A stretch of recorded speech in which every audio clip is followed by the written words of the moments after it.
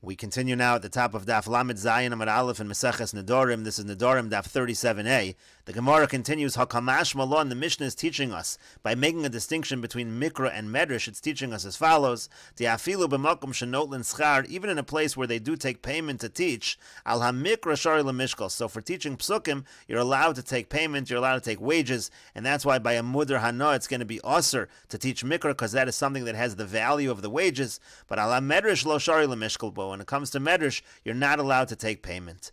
And the Gemara says, Ma'ishna Medrash delo dechsiv va'osi tziva Hashem ba'isa hila lamid eschem ochsiv re'eli marti eschem chukim u'mishpatim kasher tzivani Hashem ma'ani b'chinam afatem nami b'chinam. What's the difference by Medrash? Because the pasuk says that I was commanded to teach you, and it says I'm teaching you like Hashem commanded, and just like Hashem does it for free, so too you have to teach for free.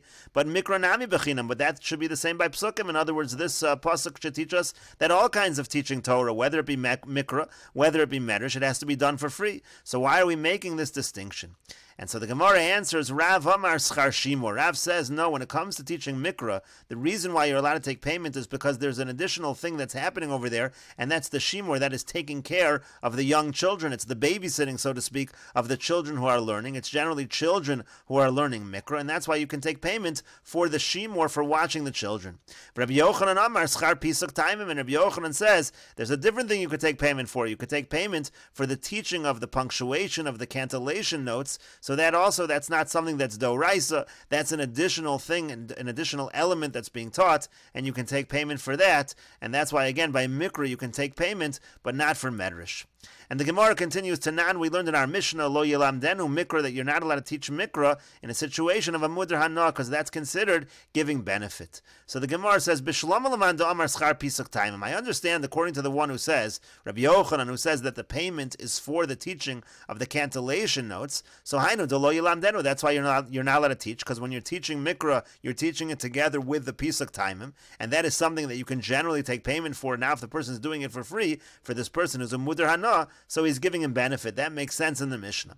But according to the one who says that when you take payment for teaching Mikra, it's the payment for watching the young children, here we're not talking about a young child. Gadol bar Shimur, who is an adult, somebody who needs to be watched, so there is no payment, so you should be allowed to teach Mikra as well, even in a situation of a Mudar Hana. And the Gemara answers, Bekatan Katani. Well, our Mishnah is talking about a minor, so it's saying by a minor, that's going to be a problem to teach the minor. But the Gemara says that doesn't make sense either. Ibekatan, if the case in our Mishnah with the Mudar Hana was talking about a minor, so Ema Seifa, let's look at the end of the Mishnah. It says, Avol Malamed is bon of Mikra. You're allowed to teach his children the Psukim. So Katan Bar Bonim, who if we're talking about a minor, can a minor have children? Obviously the Mishnah is talking about an adult.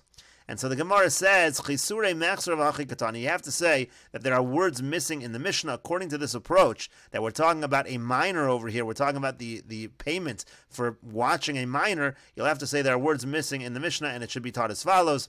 Lo yilamdenu mikra bekatan, that you're not allowed to teach psukim if we're talking about a katan. Im haya gadol, but if he's an adult, so malamdo lo ulevan of mikra, then you could teach him and his children psukim. That's not a problem, because again, with regards to him, there is no shimor, there is no having to watch him, and therefore it is permitted, because it's not something that you would generally take schar for according to this approach. And the Gemara continues, Meisvei, we have a question from the following Braisa, Tinokos lo korin betchila b'Shabbos, elashonin berisha. When it comes to young children, they shouldn't learn something in terms of psukim the first time on Shabbos, but they can review something they've already learned. And so the Gemara says, B'shalom alaman amar schar pisuk taimim. I understand, according to the one who says that the payment for teaching children is for teaching them the cantillation notes. So hainu dein korin betchila b'Shabbos. It makes sense that you can't teach them the first time on Shabbos because you're not allowed to take payment on Shabbos. But if it's reviewing something they've already learned, so that's already not something, you're not teaching them the cantillation notes, they already know those, they're just reviewing it, it's not something you get paid for, so then it would be permitted. In other words, we understand the distinction between learning the first time and reviewing if we're talking about payment for the pisuk taimim. But according to the one who says that when a person teaches psukim to children, they're getting paid for watching the children, so